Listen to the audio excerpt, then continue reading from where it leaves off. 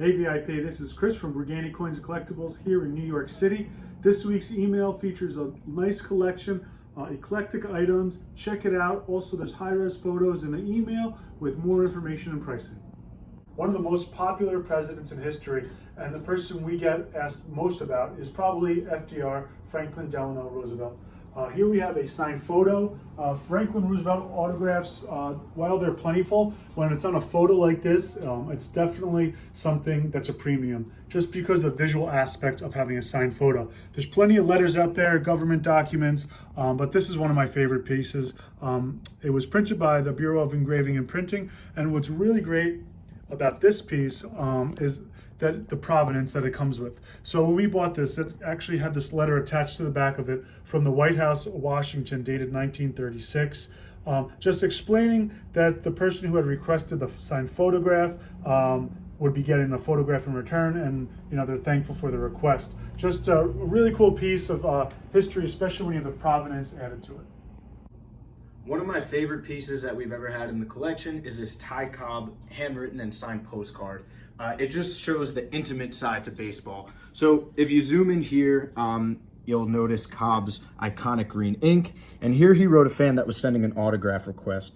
And Cobb writes, "Dear Claude, so many requests for photos in past has long since exhausted my supply. You secure one and send it to me, and I will feel honored to comply. Signed, Ty Cobb." So obviously, this big fan of Cobb's named Claude wanted a signed photo, but Cobb didn't have any more. But he kindly wrote him back and gave him a nice explanation. And that, Cobb did that a lot. And it's just so cool to see, one of the greatest players of all time interacting with one of his fans. And it's an original postcard. It's postmarked and stamped in Nevada, which where Cobb resided after retirement, and just a great piece of Hall of Fame baseball. This is a 1961 Fleer Oscar Robertson rookie card. Oscar Robertson was a Rookie of the Year 1961. In the following season, he averaged a triple-double, the first time ever in NBA history.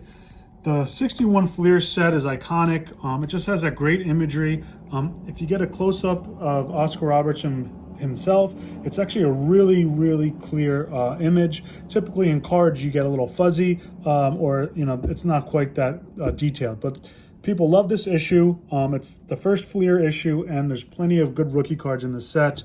Oscar Robertson being one of the best. This card is graded PSA 6. It's nicely centered too, which is a big deal with this issue. Just a great card, an investment piece, and one of the nicest basketball cards in history.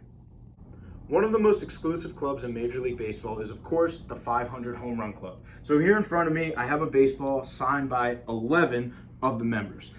You'll see right on the sweet spot, we have Ted Williams and Mickey Mantle, of course, the Hall of Famers. And we'll spin it around here. We have Willie McCovey on there. I got Eddie Matthews, Hank Aaron, Harmon Killebrew. Then on this panel, Mike Schmidt, Frank Robinson. We'll keep going around, Ernie Banks and Willie Mays, and a few more. Check out the pictures below to see the rest, guys. What makes this ball so special is the condition. It's graded overall 9 by PSA, so all the autographs are graded mint 9, as is the baseball. It's a nice pearly white official Major League Baseball. Just a great piece of Major League history. Money of the Wild West. These are two of the most iconic and most beautiful notes ever produced by the United States. So these date to the turn of the century. The first one on top is a sawbuck. It's from 1901, and it's just beautiful. It has a red seal. You have the bison in the middle, and on the left and the right, you have Lewis and Clark. This was celebrating 100 years since their westward expansion. Moving down below, we have the Indian Chief note. This is a $5 silver certificate, and it's the first and only note to ever feature an Indian as the central motif. Just a beautiful note, just a gorgeous look overall to the entire piece. Cool little story about the Indian is that he was actually a Lakota Sioux, and his headdress was a lot larger and it could not fit on the note.